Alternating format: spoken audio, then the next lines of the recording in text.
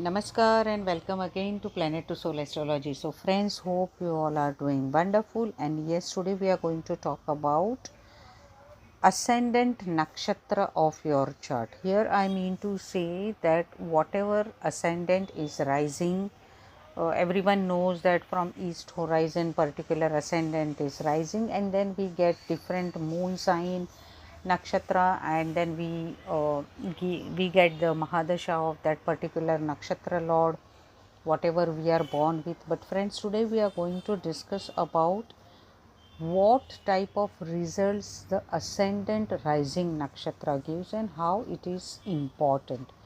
Whatever situations or whatever events are happening in our life, positive, negative, neutral, all everything is like a big garland, and in those garlands there are some flowers which are very beautiful flowers, very scented flowers, or the beautiful fragrance.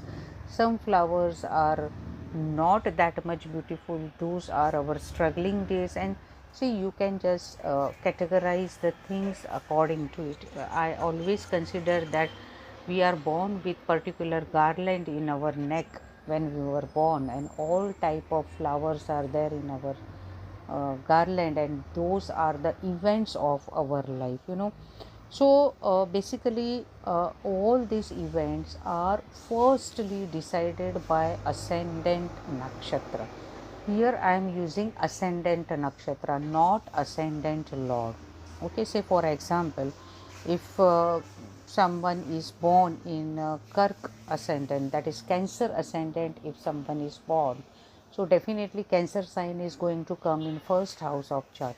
But ascendant rising a nakshatra you have to see. Say for example, this person is born with Pushya nakshatra rising, and if you see that ascendant lord, which is moon, is going in 10th house of chart, so 10th house is definitely having Aries sign. So you will say that ascendant lord is going in 10th house of chart, but ascendant rising nakshatra is Pushya nakshatra. Okay, then you have to see that where is Saturn posited in this chart. That means Saturn is the lord of 7th house and 8th house. That means Capricorn and Aquarius signs are falling in 7th and 8th house in Cancer ascendant. You just see the moon, that is ascendant lord. I'm just giving you example of Cancer. So moon and Saturn, uh, you know distance you have to see in a chart, and you have to decide that what type of lifestyle, what type of life cycle, what type of events this person will be having. Second thing, Pushya nakshatra, as we have taken this example only. So Pushya nakshatra is nourishing nakshatra. Everyone knows that it is emotional nakshatra, caring nakshatra. It is a soldier type nakshatra. Here soldier, I am not defining Martian soldier, but here I am defining caring soldier. So always person will be there to take good care and to give affection to you. It is a growing nakshatra also, which will make person stronger by heart, step by step.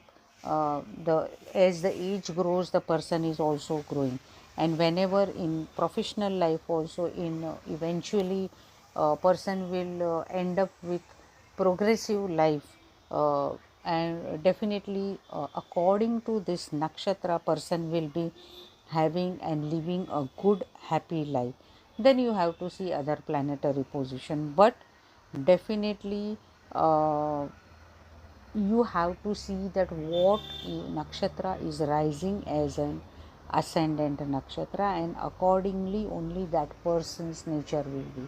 Say for example, your ascendant rising is Rahu nakshatra, and you are born in Tula Rashi, that is Libra sign, and Swati nakshatra ascendant rising.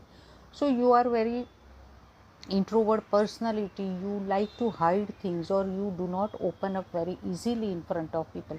You are a balanced personality, but then you have to see where the Venus is positioned in a chart, and then you have to see the distance between Venus and Rahu. If they are very good connectivity with each other, then definitely this ascendant rising Rahu is going to be benefic for you. And if they are 6-8 to each other, then you need to improve your Venus as well as Rahu quality in a chart. So this way you have to decide whatever nakshatra rising is there, that will only decide events of your life. Here I am not mentioning anything about Mahadasha or Dasha or Antardasha or moon chart or moon nakshatra. This is just a basic generalized life cycle of yours. As I said about Rahu, as I said about Pushya nakshatra.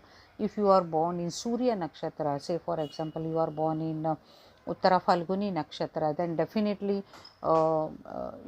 you can say that it could be Leo or it could be Virgo, So it says that you are always more alert about your personality, you are more alert about your passion, you are more alert about your self esteem. Your respect is the most important aspect and factor of your life.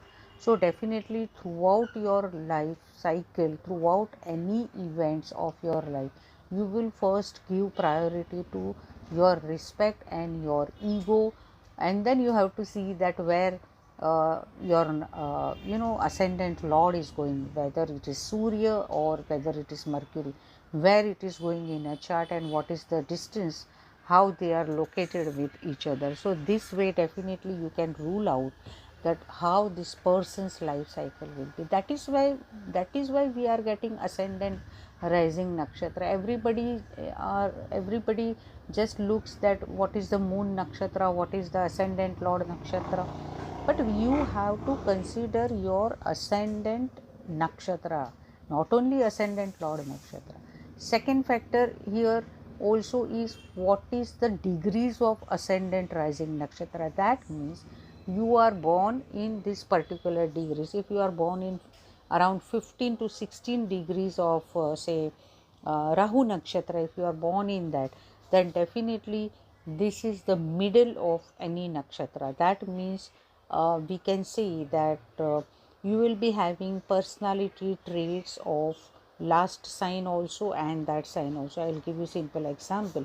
If you are born in Aquarius ascendant with Rahu ascendant nakshatra rising, and if it is of say 15 degree ascendant rising, so definitely some traits of yours will be as Capricorn also.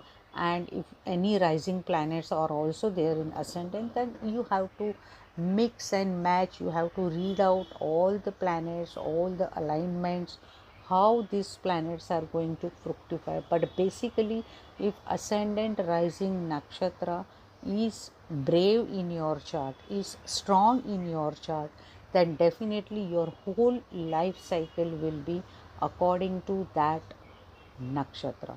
So nakshatras are, Bha Chakra, we call it as a Tara, which are Sthira Tara, stable stars, or Sthira Tara, or we can say which cannot move from one place to another. Planets move from one sign to another sign, but when you see nakshatra, when planets go in that particular nakshatra house, then you are supposed to get that nakshatra. Okay, so nakshatra are sthiratara. You have to learn more about nakshatra, and then you can start with nakshatra pada, that 1 2 3 4 what pada this nakshatra is, and that way your navmansha is also decided, your degree kali what ascendant will be rising in your navamsha. See, this is so very interesting.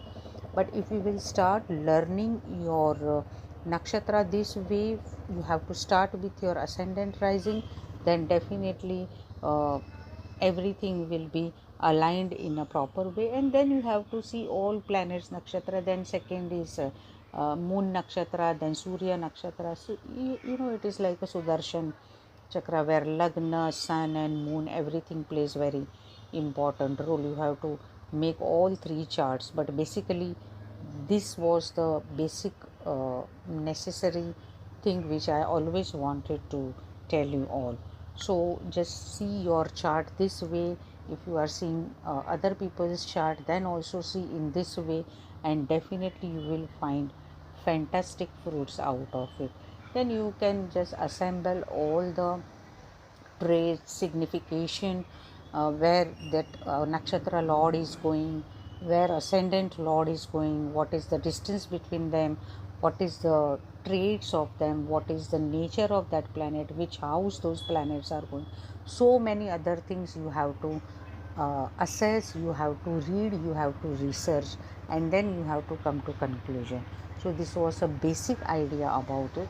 So hope you enjoyed this video. Stay tuned with Planet to Soul Astrology. Do not forget to subscribe my channel, and yes, do not forget to visit my website planet2soul.com. Namaste, Sabka Mangal Ho.